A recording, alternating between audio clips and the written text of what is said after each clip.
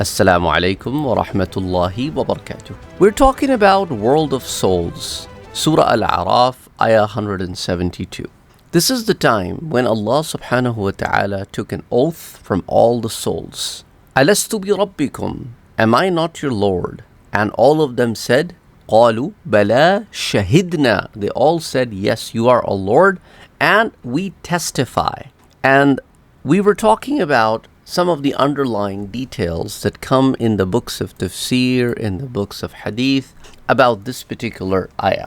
And we have talked about that how angel came to Adam alayhi salam and was shown his entire offsprings. So Imam Ibn Abi Hatim, Imam Ibn Munda, and similarly Imam Abu Shaykh in Kitab al-Uzma, and also Imam Ibn Asakir, all of them report it from Abu Hurairah radiyallahu anhu, that the Prophet sallallahu alayhi wasallam said that when Allah subhanahu wa ta'ala created Adam alayhi salam, He took all the offsprings of Adam alayhi salam's souls. The souls of all the offsprings of Adam alayhi salam were taken out of the Adam alayhi salam generation after generation after generation.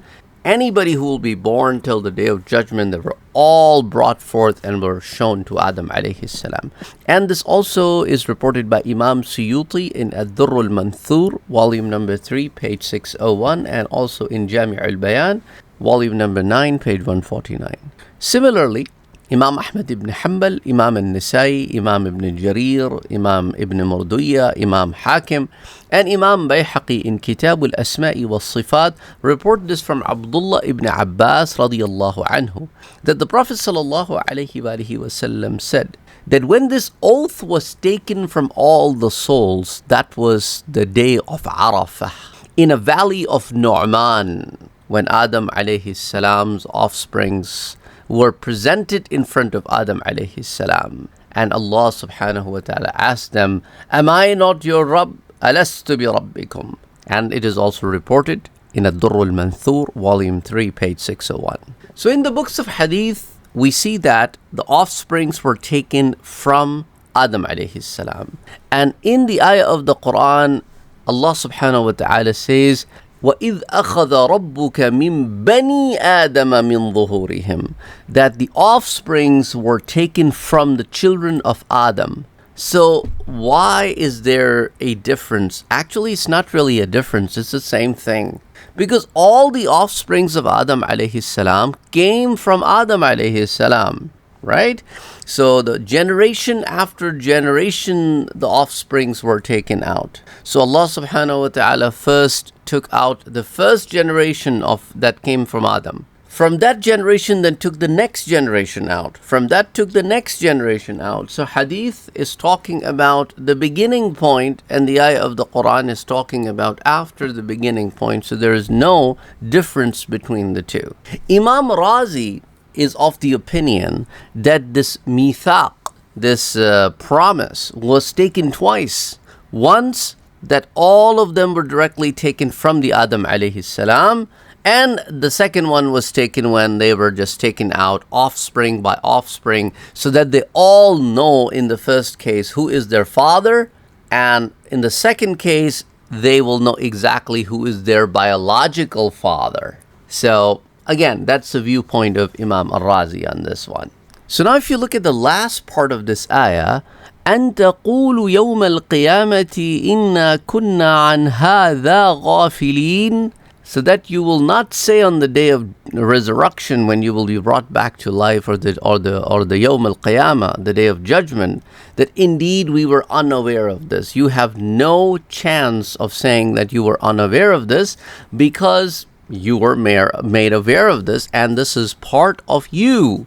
That is why if you do not corrupt a soul after it comes in this world, if you do not corrupt the soul and let it be pure from birth, it is not possible. It is not possible that Islam is presented to it and it would reject it. So it is the corruption of soul when we start following desires is when exactly these kind of things happen. For example, if you look at Abu Jahl didn't accept Islam because of one reason, and that was that Muhammad is from the tribe of Banu Hashim, and I am from the tribe of Banu Makhzum. For a very long time we have been rivals. How can I believe in the Prophet from my rival tribe? Should I let them win? Astaghfirullah al-Azim. And some of the chiefs of Makkah did not believe because they were like, how is it possible that slaves and us will sit next to each other equally? That's strange. We cannot accept such a religion. Some of them did not believe because they were like, okay, what about all of these idols that we have been worshipping for all these generations? Have we been lied to? No, we can't accept that. So all of their desires came in their way of accepting Islam. So if the soul is not corrupt, then it is not difficult for the soul, for the human to accept Islam. Because that is the pure nature of the human being, to accept one God and worship Him alone, as opposed to creating several gods and then worshiping them. That's why, to remind human race about this path, this pact, this promise, Allah subhanahu wa ta'ala has constantly sent prophets and messengers. And in these times, the times that we are living in, it is so easy, information is so readily available that anybody who wants to dig for the information can easily find it. So that's why when a person is spiritually elevated, then remembering of this alast pact, alast promise, is not a big deal.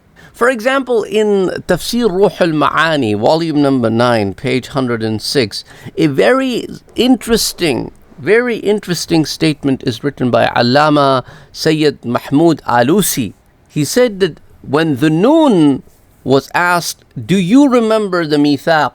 Do you remember this Alastu bi Rabbikum pact that took place in the world of souls? He said, I remember it as if I can still hear it. Allahu Akbar, Allahu Akbar. And this is when you're spiritually elevated. That's where you experience these things. That's why Allama Alusi rahimahullah, in his Tafsir Ruh al-Ma'ani, volume number 9, page 111, right, that when the offsprings of Adam alayhi salam were taken out of Adam and they were spread across, and Allah subhanahu wa ta'ala asked them, who is your God? Alastu bi rabbikum. So the first offspring to respond was Prophet Muhammad sallallahu alayhi wa sallam. And also in Quran, Allah subhanahu wa ta'ala tells us that you come from this land and you will go back to this land and you will be resurrected back from this land. So the person dies exactly where those clay particles were taken by the angels that were used over the period of time to build that person's body.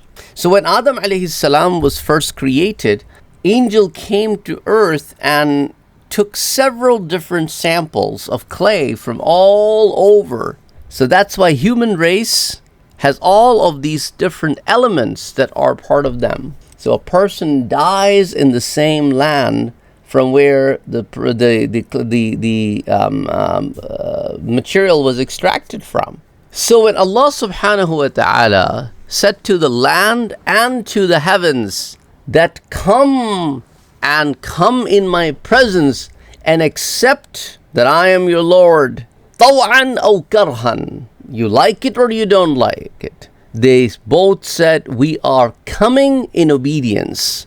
This is Surah Hamim Sajda, ayah number 41. So Allama Alusi rahimahullah says that when it was the time for the world to respond back to that, the first part of the world that respond back to that was from where Prophet Muhammad sallallahu alaihi wa alihi wasallam's clay was taken. That part of that was taken, that was given towards the creation of Adam alayhi salam. And that was from where the Kaaba is. Now comes a very interesting question that, okay, Allah subhanahu wa ta'ala, that's why chose Kaaba as to be where Allah has built Kaaba, the house of Allah subhanahu wa ta'ala, because it was the first one to respond.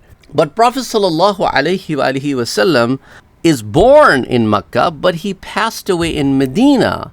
So how does that fits into this description? So Allama Alusi rahimahullah then brings Abdullah ibn Abbas's narration that Prophet sallallahu alaihi wasallam was created from this part of the clay that came from Makkah.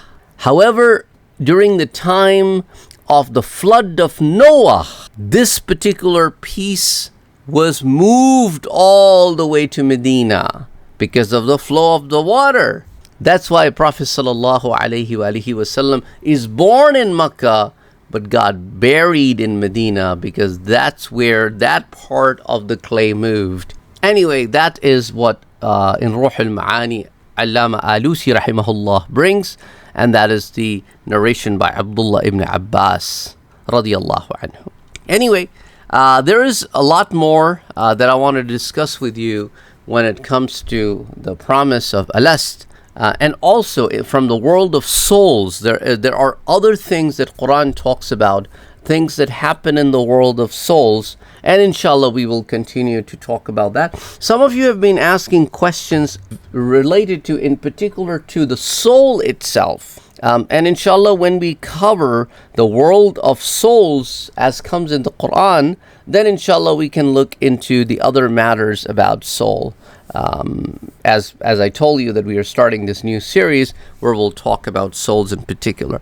Anyway, inshallah, till next time, assalamu alaikum wa rahmatullahi wa barakatuh.